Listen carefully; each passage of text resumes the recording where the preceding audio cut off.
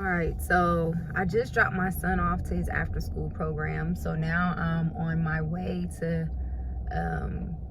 just go see if I can find him some gifts. His birthday's coming up, holidays are coming up. So I just kind of like want to go look around and see what they have. But today I wanted to talk about continuing this car rant series. I wanted to talk about how to pull through when you don't feel like enough, how to overcome not feeling like enough. I kind of touched on this briefly in my previous video, so I was like, maybe I should expand on what I meant by that. When I was kind of talking about how certain things in our childhood affects how we feel as an adult, and how I used to think that that was just something, you know, people say, until I've come to realize, like, no, it's true. It's true. When I experience certain things, I know we probably tired of hearing the word triggered, but I be triggered, you know? And it's because it brings up an emotion that I felt when I was younger, and I don't like to feel that as an adult. I try to escape that. And so, again, without going too deep, how I've dealt with not feeling like enough, what I've started to do, what I've started to implement. I'm just giving you a few tips, and hopefully this could be helpful for you too. So even as an adult, I think I find myself quite reserved, quite to myself, slightly shy. Unless I know you, then all that goes out of the door, which I've already said in a previous video. My get to know me video, that video is still very prevalent and still very who I am. So if you haven't seen that, check it out. But me being that way, I used to just think, well, this is just how I was born. Like, this is just what it is. But I think a lot of that is, I'm coming to realize, it's just a way for me to protect myself from me being hurt, protect myself from letting people get too close to me so that they can't hurt me. And that's not really a good thing, because it can be good, but it can be bad. It's good in the aspect of, I just don't let any and everybody near me and close to me like that. But it can be bad because I can be very closed off or standoffish, or not communicate frequently with people that are close to me. And again, this is just my way of coping, and I just find peace doing things myself. I find peace in doing my hobbies and getting back to what I used to do when I was younger, before I let certain experiences really take root and affect how I deal with every day and how I deal with people. You know, we always think, man, if I could just go back and talk to myself when I was a child, just go back and speak to that younger me, you know what I mean? And tell her, not let these things affect me. Don't let these things take root. Don't let these thoughts take root. Don't let other people's actions toward you define how you value or how you see yourself. Don't let, when certain situations not work out, make you think that that's how your life is always going to be, or how that one person treated you is how everybody is going to treat you.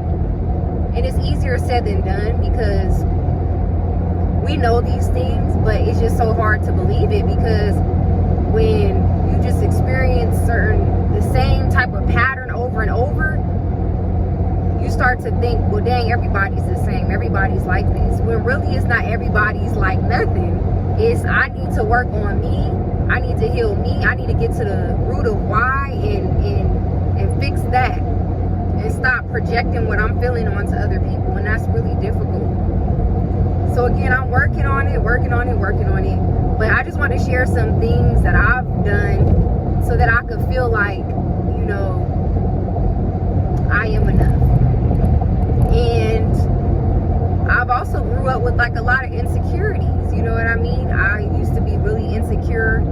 I'm just going to be vulnerable in this video, but I used to be really insecure about my weight, because I've always been on the thinner side. I've done things to try to gain weight, different meal plans, and the crazy thing is I eat a lot.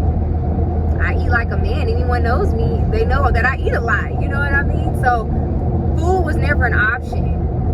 And you'll get people that'll tell you, like, girl, you need need to eat, or you need to do this, or you need to do that. And it's just like, I done ate my food, your food, and whoever else around you food. You know what I mean? Like, that's how much I can eat. Like, I can eat for me, you, and everybody else around you, and that's just not what it is. It's my metabolism is fast. And I've learned to accept that over the years. I've learned to walk into that, walk in that, and walk in how I am. And that ain't never stopped nothing, you know what I mean? But sometimes I would let those words take root and affect how I see myself, and it kind of made me believe like, oh, I'm not worthy of certain things because I don't have this certain appearance. And I see that going on today with, you know, Instagram and TikTok, and, you know, trying to obtain this certain aesthetic or this certain look, because we feel like if we have these certain looks, then we'll be accepted by other people. And I've tried my best to kind of break out of that mold and not get sucked into that, because it's easy to do so. It's so easy to do so. And that's one of the reasons why I used to admire Aaliyah so much, or Aaliyah, because it was like everybody used to want to be like her, you know, but she was just so petite, so soft-spoken, so reserved. And I seen so much of myself and my personality traits in her. I seen somebody that looked like me, that was, you know, as far as body type, like shaped like me, and still getting everything in the world that she wanted to get. That didn't stop her success. That didn't stop her, you know, from finding a real relationship, you know, before she passed. Like, it didn't hinder anything. Her style wasn't what, you know, she started the trends. Now people want to dress like her. You know, she's influenced me as well. But I always gravitated to her because I'm like, she's so beautiful and she seems so confident. And who knows, like, I didn't know her in person. Maybe she did struggle with her body weight, but just how she carried it and walked in her own, you know, in her own right, it was really inspiring to me, and it helped me to be okay and be in the body that I am, and say, you know what, there's beautiful people in all shapes and sizes. Okay, so I say all that to say, to bring it all together, tie it in a bow. I had to take my eyes off of society. I had to take my eyes off my experiences. I had to take my eyes off of what media and what culture says I need to be like, look like, act like. And I started getting back to, what do I enjoy? I started to go back to that little girl before I was tainted by situations and by opinions. How free I was. I was so free as a kid. I was so creative. I was so ambitious. I found some home videos of me I love doing skits. Before there was a TikTok, I was doing skits with my cousins, with my little brother. I'm too embarrassed to upload them. I probably should, but like, that's always who I was, because I was just free and I didn't care. And now I'm tapping back into that. You know, I'm still active on TikTok. I love doing acting. I love doing skits. I love creating things. And that's what's helping me get back to me. That's what's helping me feel like I am enough. That God put me here for a reason. That I'm not supposed to look like this person, or be built like this person, or act like this person to be accepted. I'm me because there's only one of me. I'm one of a kind. God created only one of me. There's nobody else like me in this world. There's nobody like you in this world. And that's the beautiful thing. There's no carbon copies. There's no doubles of you. You were here with a certain gift. It's something in you that can only reach an audience that you can reach. There's purpose in you that only can be fulfilled by you, and the same with me. And once I started thinking like that, it took so much pressure off of me. It took so much societal pressure. It took the pressure of me to feel like I gotta be a certain type of way to blend in, to fit in, or do what's cool. I like nerd activities. Now, I done did my partying. I love dancing. I love having fun. I did my partying in my 20s. But I seen a lot of that, even though I had some fun times, a lot of that destroyed me, because I started to become heavy into drinking. Really heavy. Acting a fool. Acting out, acting a fool, hollering, yelling, just not even myself. Not even who. I knew I was more than that. You know what I mean? In middle school, even even through high school, like I was so focused, I was so ambitious, I had so many dreams, and then as soon as I graduated, it was just like downhill. Once I got that first drink in my system, I started, I had my first drink after I graduated from high school, and from there it was over. And I started to use that drinking, and that's something that also runs in my bloodline, like that heavy drinking. I started to use that drinking to start to cover up some of the things that I was feeling, some of the emptiness that I was feeling. And I shared this in my testimony. I always knew that Yeshua, Jesus Christ, was my Lord and Savior, but I didn't believe it wholeheartedly. I began to drift away, and I began to use drinking and other things to cope, and trying to find love in different people in toxic situations, because I started to not be happy with myself. I let go of all my dreams. I let go of all my passions because I didn't think they were cool enough, or I just felt like I couldn't fully be myself. But I like nerd activities. I love reading. For some people that's boring. For some people partying is the life, but deep down that's not who I am. Who I am, I'm a creative person. I like to create. I love reading. I could read for hours. For some people that's boring, but it's an escape for me. It takes me away. It gets my creative juices flowing. And so, yeah, I like reading. I went and tried something new. One of my birthdays, I went horseback riding. That was something I always wanted to do, but I was just like, nobody around here is horseback riding like that. But I was just like, no, this is what I want to do, and I don't care, So I started wanting to get back into music. I remember I used to play violin. I stopped doing that, and now I'm just like, now I want to get back into doing that and playing piano, like anything where I can be artistic, anything that I can be creative, anything that I can tap into the soul. Music taps into the soul, so anything musically I love doing. Now I gave up music, because I was like, I don't want to spread messages that destroys people. I want to put out beautiful things into the world that pushes people closer to God, and not pouring things into their soul, into their minds, that's damaging them and making them feel some type of way. So I stopped doing that type of music, but I still love music. That's still a part of who I am. But it's just like, I don't want to make the type of music that society says is cool. So how I've been working through this and realizing that I am enough, and that the things that I'm interested in are important, just because it's not what somebody else may deem as interesting, they're still important. And I've just been in this point in my life where it's like, I don't want to go the route. I don't want to go in the direction because social media says to go in that direction. I want to venture and do my own thing. I'm tired of dimming my light. I'm tired of hiding who I am and just, in a sense, just pretending. I feel like I've always been me. I've always been goofy. I'm lighthearted. Like, that's who I am at my core. But I was just hiding a lot behind that, and hiding behind drinking, just trying to like numb my thoughts, numb my feelings. You know what I mean? Numb the things that I was going through while I'm pretty much destructing, And so fast forward today, what I've been doing to kind of combat all those things. Now, when you just living reckless, you start doing a lot of things that you regret.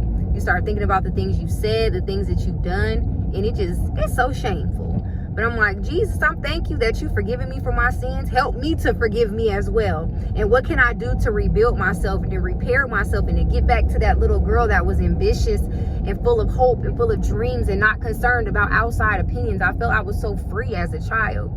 How can I get back to that? So what I've been doing is journaling. It is so helpful. It is so helpful. It doesn't sound helpful, but it is. You got to get your feelings out. A lot of times I was feeling certain ways. I didn't even, like I said, realize that that's what I was feeling until something happened, and now I'm in tears. And it's like, wow, I didn't even know I felt this way. You know what I mean? And so journaling and getting back to that it's really helping me process, okay, what's going on and how can I fix what's going on to the best of my abilities, or how can I, you know, maneuver through this, like what's happening. So journaling, obviously prayer and meditation. Again, I talked about this yesterday in my video. Prayer and meditation open up my mind to things and help me to, you know, start transforming the way that I think. I didn't want to think those toxic thoughts to where I feel like I need to go pick up a drink. I'm like, Lord, transform my mind and the way I think. I want to see me. I started asking the Lord, help me to see me how you see me. Not how anybody else sees me, not even how I see myself. I want to see through your lens. I want to see through your eyes. So I had to go to his word. I had to go to his word and see what his word says. And that's where my affirmations came from. My affirmations don't come from myself that I'm this, I'm that, I'm this, I'm that. No, I am what the word of God says that I am. And I repeated it in my last video. I'm fearfully and wonderfully made. I'm the head and not the tail. I'm above and not beneath. I'm chosen. I'm the Lord's beloved. He chose me before the foundation of the world. He knew me before I was in my mother's womb. These are true affirmations from the word. That's what I'm repeating to myself. That's what I'm repeating to myself when those thoughts come in. There's so many studies about how many negative thoughts, which is thousands of negative thoughts that we think about ourselves every day. And I'm just like mind blown, like, dang, we think this negatively about ourselves and we don't even, you know, we just bottling and holding all that in. Like, what is it doing to us? This is why I'm fearful and I don't want to take chances and I'm closing myself off. It just opened my mind to why I am the way that I am. So getting into the word and using those as your affirmations, that's another thing, especially when you start feeling those fearful feelings, those nervous feelings, those feelings you want to close in. That's when you start repeating the word. The word is there to use it. It's warfare. If we're in a spiritual battle, then you're gonna have to fight with spiritual means, not physical means. And it starts in the mind. Again, there goes that mindset. There goes that cliche, changing your mindset. But that's what I'm doing to feel enough, and it's working. When I keep repeating what God says about me, it just gives me this boldness. It gives me this strength. I feel beautiful. I feel blessed. I feel like the Creator says I'm this way. That it means it's true. I don't care what anybody else says, because He created them too. So who are you? Who are you, the creation, to say something about me? You know, when the Creator said this. I started to think like that. I started to see myself better. It started to make me want to even take care of my body better. I'm like, you know what? My body is not my own. My body is a temple of the living God. It says it in His word. How would you treat a temple? Would you destroy it? Would you put things in it that's profaning the temple? And we do that. We do that when we pollute our body, when we're putting different things in our body, when we're letting people misuse our body, when we misuse our own body. You know, it just made me even look at my body in a spiritual sense in a whole different way. And when my mind started changing and my heart posture started changing, naturally you'll start making the outward changes. I'm like, you know what? I want to elevate my style. I want to elevate my style, not because this is what's trending or this is what's trending. I want to elevate myself because I'm an ambassador. When people look at me, I want to be a good representation of Yeshua, of the Most High God. I want to be a good representation. So yeah, I got my bummy days, you know, yesterday when I recorded that video. It is what it is. But I didn't feel good about that. And I was just like, you know what? I could have put myself together for that video. But I'm aware and I recognize it. And I was like, no, today I'm going to do better. Today I'm going to put myself together because my body is not my own. My feelings, it doesn't matter how I feel. I need to show up each day. And not to say you're going to be perfect every day and not have down days. But again, I'm taking accountability. I'm taking inventory of, okay, how did my day before go? What could I have done differently and how can I make those changes today? So again, it's not dwelling on your mistakes and beating yourself up. It's just saying, I have been blessed with a new day. So what can I do to do better than what I did yesterday? And that's what I did. I woke up and I was like, you know what? I'm gonna moisturize my hair. I'm gonna put myself together. I'm gonna put me on some perfume. I'm gonna look my best. I'm gonna feel my best. I want to represent God in a modest way. You know what I mean? I'm not trying to be raunchy and ratchet. You know what I mean? Like, I just want to be feminine. You know, I've just been wanting to tap into my femininity. It's such a beautiful thing. And that doesn't mean, you know, you got to dress a certain type of way. That's not what I'm saying. My femininity may look different than yours. I love vintage, old school styles, but then I also love a nice 90s style too. So femininity looks different for everybody. I'm not saying that, but I'm saying, like, you're clean, you're put together, you look like you put effort, you look like you want to be here today, is what I'm saying. So yesterday I didn't look like I wanted to be here, and I could just be honest with myself. I have a lot of days where it's just like, I just want to throw on some sweats and just hope I don't see nobody. And then that's another thing. You know, your down days, you be hoping you don't see nobody. It be like, that's the day you see everybody. And then they, you know, people looking at you, well, dang, what you going through? You supposed to be representing Christ, but you look like you just been to hell and back. You know, and it's just like, I don't want to show up as that. I don't want to be a bad representation. And again, it's not worrying about what other people say, but I do recognize that my body's not my own, that I am an ambassador. I'm representing the kingdom. So I want to do better. I want to do better. Dang, I done got in the wrong lane, y'all, running my mouth. Hopefully they let me over. Can I get over? I got in the wrong lane. Can I get over? Oh. Can I get over? Please, please, please, please, please, please, please. Thank you. Okay. Sorry, y'all. I had got in the wrong lane, hoping somebody let you over. Okay. So, yeah. So what else do I do to feel like enough? I make sure that I'm pouring into myself spiritually, not just spiritually, which we already tapped into, but physically. What am I feeding my body? Because what I'm feeding is affecting my mood as well. Sometimes you sad and you don't even know why, and it's because our hormones is out of whack. And then when our hormones is out of whack, you know, especially that time of the month for us women, then you want to eat bad on top of that, like.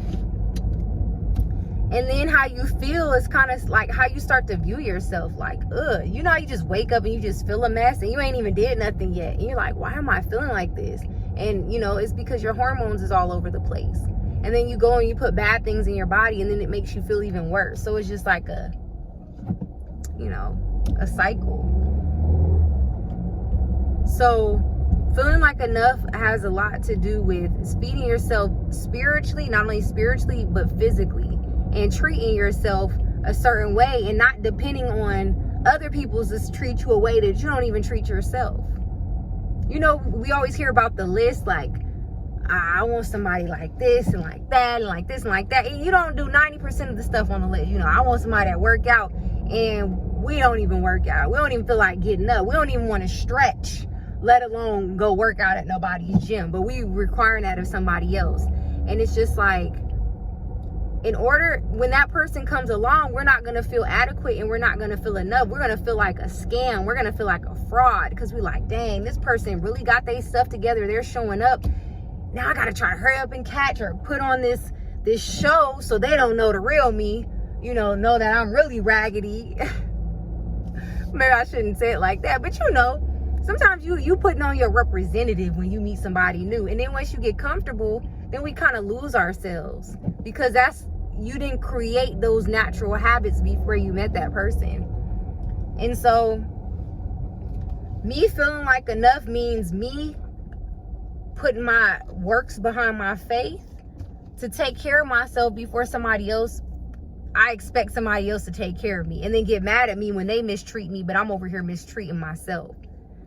So that's what I've been doing. Those are just a few points. I might come back with like a part 2, because this video is quite long. I've just pulled up to where I need to be, so I think I'm going to end this car rant right now. But yeah, hopefully you got something out of this video, and I'll see you guys in my next one. Bye.